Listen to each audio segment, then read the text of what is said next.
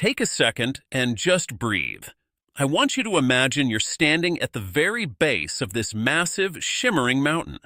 In your mind, this mountain is your career. For as long as you can remember, maybe since you were sitting in a classroom or starting that first entry-level job, you've been told the only direction that matters is up. You've done everything right. You bought the expensive gear, you went to the seminars, you trained your mind to endure the thin, freezing air of high-pressure environments. You've pushed through the exhaustion, sacrificed those precious hours of sleep, let hobbies gather dust in the garage, and maybe even let some of your closest relationships drift away, all to reach the next ridge. But as you get higher, something starts to feel off. The air isn't just thin anymore. It's starting to feel heavy, almost toxic. Your lungs are burning. And the strange thing is, it isn't from the physical climb. It's a deep, internal ache that a long weekend or a few extra hours of sleep just can't touch. You look up, and that summit, the one you thought would make you feel complete, still looks miles away. You look back down, and the path you've walked is swallowed by a thick gray fog. Then, the most terrifying realization hits you. The ground beneath your boots is vibrating. This isn't a solid rock of achievement you're standing on. It's a precarious, unstable pile of other people's expectations, and it's starting to slide. Is this the end of your career? It's a question that more of us are whispering to ourselves in the quiet of the night than we'd ever care to admit. We're living through what I call a silent epidemic. The charts and the experts tell us that nearly 70% of us are on the verge of a total burnout collapse. But statistics are cold, impersonal things. They don't capture the reality of sitting in your car in the office parking lot for 20 minutes, hands gripping the steering wheel, just trying to find the strength to open the door and walk inside. They don't describe the way your heart suddenly hammers against your ribs like a trapped bird the moment you hear that ping of a work email at 9 p.m. on a Tuesday. We're told we're the captains of our own souls, the masters of our destiny. But for so many of us, it feels like we're just passengers on a freight train with no brakes, heading straight for a concrete wall. This is a vital warning, and I need you to hear it. This is the conversation your HR department isn't equipped to have with you. Your manager might be a great person, but they probably don't even know where to start.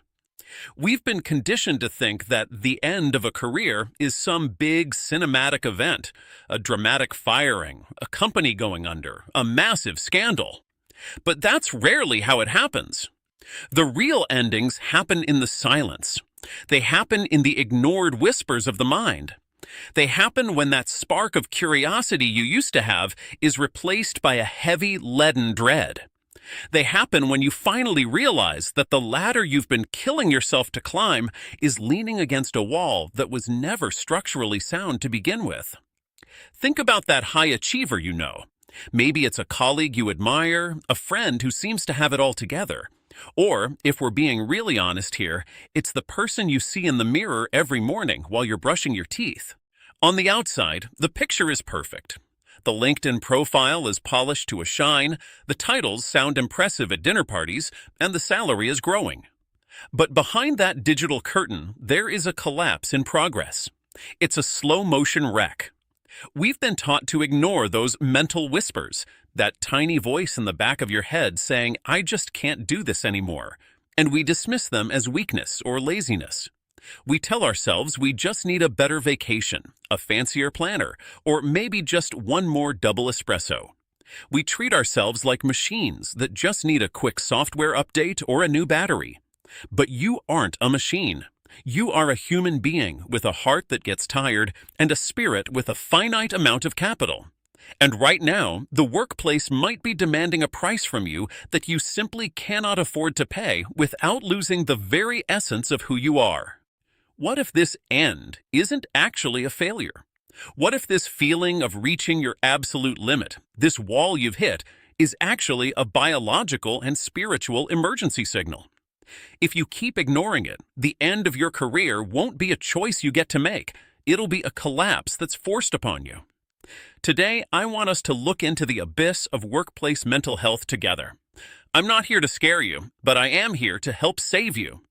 We're going to talk about why you feel this heavy weight, the lies we've all been told about our identities, and how to stop that mountain from sliding before it takes you with it. This isn't just another video about self-care and bubble baths. This is a survival guide for your soul in a world that is designed to consume it.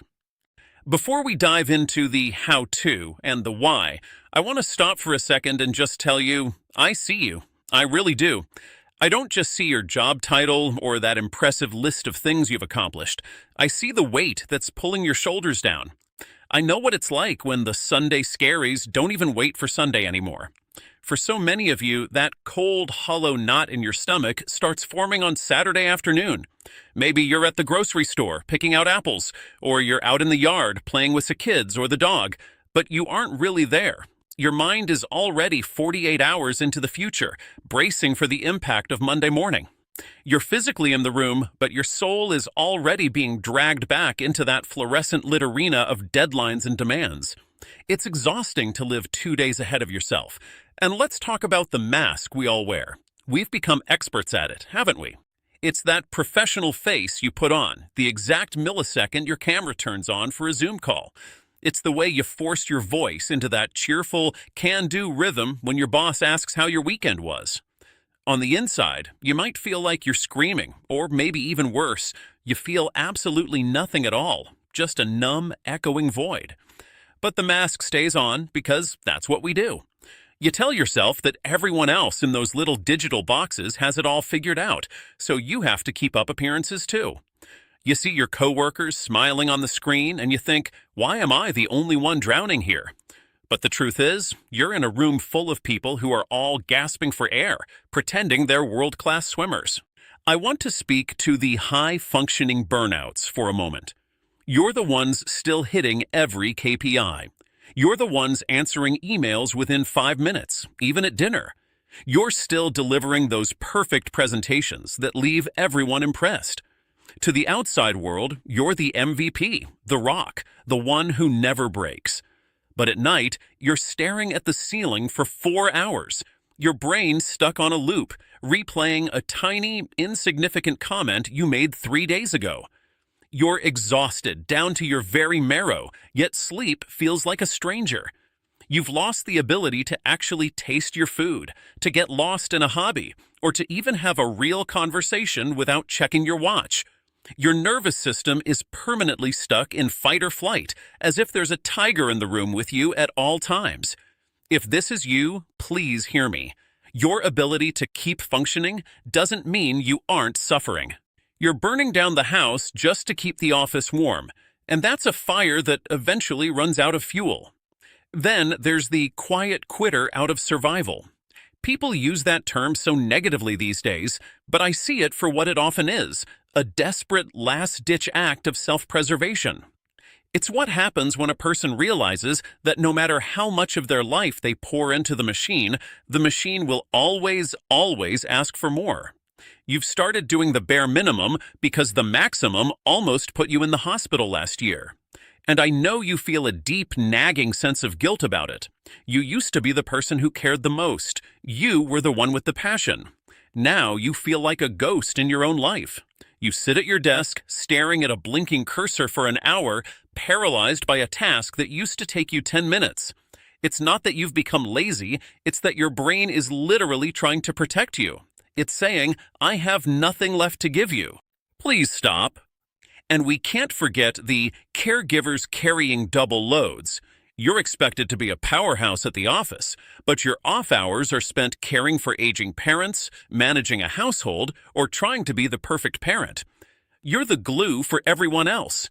You're the one everyone leans on, but no one is asking what or who is holding you together. You feel like you're failing at everything because you're trying to give 100% to 5 different full-time roles at once. You're tired of being told to be resilient. You don't want to be resilient anymore. You just want to be held. You want to be allowed to be weak for just 5 minutes without the entire world falling apart around you. I know the feeling of looking at your phone and feeling a genuine surge of resentment just because a notification popped up. I know that brain fog so thick you actually forget the names of simple everyday objects. I know the stabbing guilt of being too physically and emotionally drained to be kind to the people who actually love you. If you're nodding your head right now, if your chest feels a little tight as I say this, please know that you are not broken. You aren't a failure. You are having a very normal human reaction to a completely abnormal set of demands. You've been gaslit into thinking your exhaustion is a character flaw. It's not. It's a testament to just how hard you've been trying to survive. You aren't alone in this fog, and today we're going to start finding the way out together, one step at a time. The terrifying problem is that no pillar is indestructible. Markets crash. Companies restructure. Bosses who liked you get replaced by bosses who don't. Industries get turned upside down by technology. When that one single pillar of your career starts to shake, whether it's because of burnout, a layoff, or just a bad performance review, your entire sense of self starts to crumble. You don't just think, my project didn't go well. You think, I am a failure as a human being. You don't just think, I'm really tired. You think, I am worthless. This is the erosion of identity. You've essentially handed the keys to your self-esteem over to a corporation that would literally have your job opening posted online before your obituary was even printed. And this erosion is fed every single day by what I call the dopamine trap of workplace praise. We've become addicted to those great job emails and those little likes on LinkedIn. Every time you hit a target, your brain gets a hit of dopamine. And for a fleeting second, you feel validated. But dopamine is a tricky chemical. It's like a drug. You need higher and higher doses just to feel normal. Last year's promotion gave you a high that lasted a month. This year's bonus only made you happy for a week. Now you're working 14-hour days just to feel okay. You're on a treadmill that only knows how to go faster, and you're absolutely terrified that if you try to step off, you'll simply cease to exist. We've been sold this romanticized lie that we should all find our passion and love what we do. But that advice is often a gilded trap. It encourages us to pour our entire soul into a structure, a company, that is fundamentally incapable of loving us back. A company is a legal entity designed to generate profit. It doesn't have a heart, and it doesn't have a soul. When you give your soul to a soulless entity, you shouldn't be surprised when you start to feel hollow inside. You are so much more than your productivity. You are more than your ability to generate revenue or manage a team or meet a quota. But if you don't make a conscious, intentional effort to separate who I am from what I do, you will spend your entire life as a hostage to your inbox. This erosion of identity is exactly why it feels impossible to actually rest. Even when you're on a beach somewhere, you're checking your stats or your messages because you need that external ping to feel like you're still real. You've forgotten how to just be a person without a to-do list in your hand. This is the first and most critical problem we have to face. Until we start rebuilding those other pillars of your life, until we rediscover the person who exists outside of the 9-to-5, every mental health tip I give you will just be a tiny bandage on a broken limb. We have to reclaim your right to exist simply because you are you, not because of what you managed to produce today. I know that when you're deep in the fog of burnout, the idea of changing your whole life feels like trying to move a mountain with a spoon. You don't have the energy for a massive career pivot or some 3-month sabbatical in the woods. What you need right now isn't a grand plan. You need immediate, low-friction relief. You need to stop the bleeding. This is where the micro-boundary protocol comes in. These aren't huge, sweeping life changes. They're small, tactical shifts, almost like little signals you send to your nervous system to tell it that it's finally okay to downshift. The most powerful tool in this kit is what I call the 20-minute transition ritual. Think about it. Most of us teleport from work mode to home mode. We slam the laptop shut and immediately start making dinner or talking to our spouse. But our brains are still back at the office, chewing on an unresolved email thread or a tense conversation. Your brain needs a buffer zone. It needs a physical act that tells your subconscious, the hunt is over. The gatherer is home. You are safe now. For some, this means changing your clothes the very second you walk through the door, literally shedding your professional skin and putting on something soft. For others, it's a 20-minute walk without a podcast or a phone, just listening to the birds or the wind. It could even be a digital sunset where you put your phone in a kitchen drawer at 7 p.m. and don't touch it until the sun comes up. The specific action doesn't matter as much as the consistency. You're training your brain to recognize a wall between work and life. Next, let's talk about cognitive reframing. We often use language that traps us in a state of constant pressure without even realizing it. We say things like, "I have to finish this report," or "I must respond to this person right now." That kind of have-to language triggers a stress response in your body. Try shifting that internal dialogue to what I call choosing language. Instead of "I have to," try saying, "I am choosing to work for 1 more hour, and then I am choosing to protect my energy for my family." Or, "I am choosing to leave this email until tomorrow morning because I value my sleep more than an immediate reply." It sounds like a small semantic trick, but it's actually a way of taking back your power. You're no longer a victim of your schedule, you're the steward of your own energy. Then there's the lost art of the polite number. So many of us are people pleasers by nature. We say yes to every project, every extra task, and every quick favor, because we're terrified of what will happen if we say no. But every yes you give to a non-essential task is a no you're giving to your own mental health. You need a script so you don't have to think on your feet. When someone asks for something that's going to push you over the edge, try this.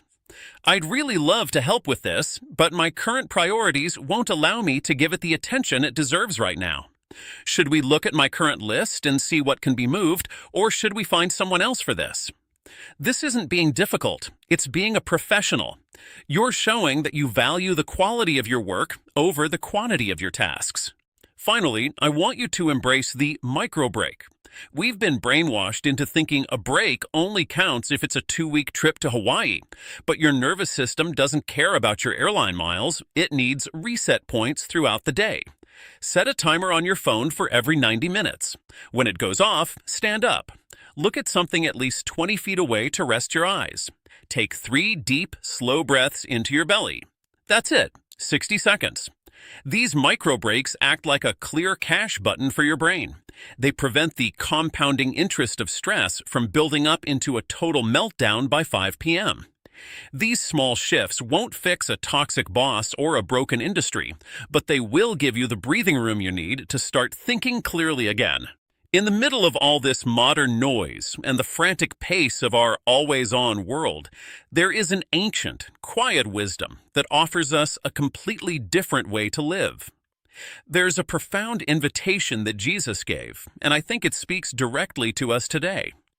In Matthew chapter 11, he says, "Come to me, all you who are weary and burdened, and I will give you rest.